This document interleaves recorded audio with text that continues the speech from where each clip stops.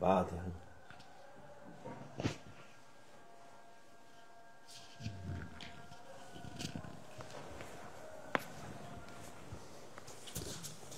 السلام عليكم.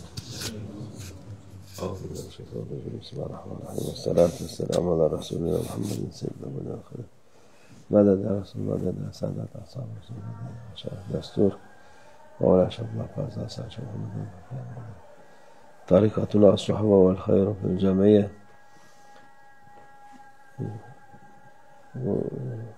Zülhicce ayı dediğimiz gibi hac ibadetin ayı, bir de ilk 10 günü mübarek geceleri var, günleri var.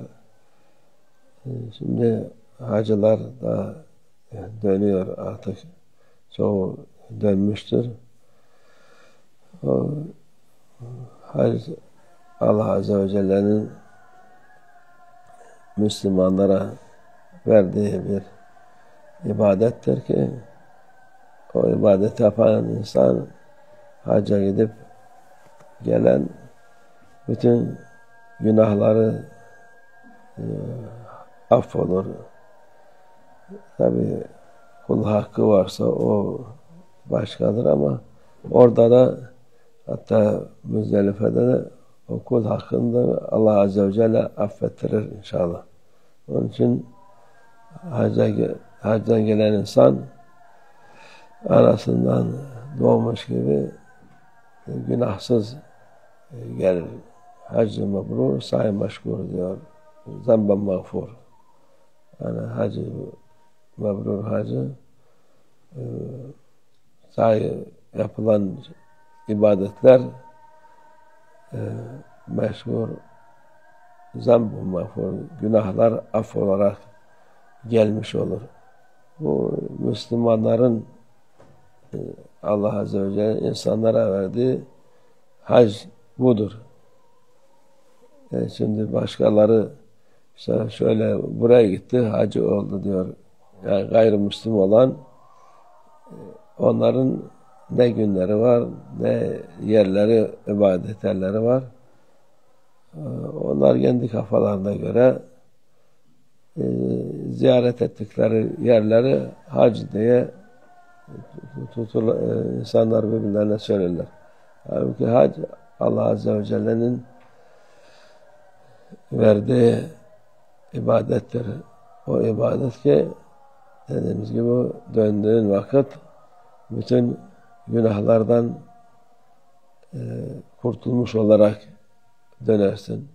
Ötekiler ne daha beter günah işlerler.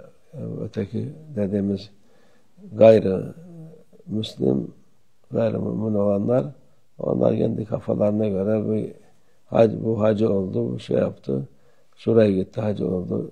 Hac işte Allah'ın hikmeti bir yerde olur, o yerde de senede bir olur. Her istediğin vakit hacı olmasın. Oraya hacı değil de hac vaktinin dışında gitsen ümre yapmış olursun. Ama hacılık değişiktir. Onun büyük lütuf, onun büyük nimet olması ayrıdır. Özeldir. Her şeyin kıymetli olan şey var. Kıymetli insanlar var. Peygamber Efendimiz sallallahu aleyhi ve sellem insanların en kıymetlisi. Yerlerinde kıymetleri var. Mekke, Medine, Kudüs, başka mübarek yerler de var. Ama o yerler Allah Azze ve Celle'nin tayin ettiği yerlerdir. Yani bazıları dediğimiz gibi Kudüs'e giderler. Kudüs'e gitmek büyük bir gene Allah Azze ve Celle'nin lütuftur. O namaz kılmak, orada kılınan namaz 1000 namaz başka yerde kılınan bir namazın yerine geçer. Peygamber Efendimiz sallallahu aleyhi ve sellem. Oraya gidin diyor Peygamber sallallahu aleyhi ve sellem. Tabi şimdi gidilmiyor. Gidemeyen de oraya hizmet etsin, oraya zeytinyağı olarak gönderilsin, oranın hizmetinde kullanılsın diye. O da Peygamber sallallahu aleyhi ve sellem'in bize nasihatıdır. Yapabilen onu yapsın. Ama hac meselesi dediğimiz gibi o değişik.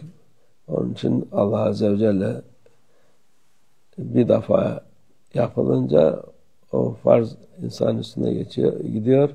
Hem temizlenmiş oluyor günahlardan, hem affolarak gelmiş oluyor. Bu İslam'ın güzel ibadetlerinden birisidir. Zordur ama ne kadar zorsa ecri o kadar daha fazladır. Allah gitmeyenlere de nasip etsin. Gidenlere de Allah kabul etsin inşallah. Gidip de varamayanlara da Allah onlara da hac makbul, mabrur olsun onlara da inşallah. Ve minallah tevfik. El Fatiha.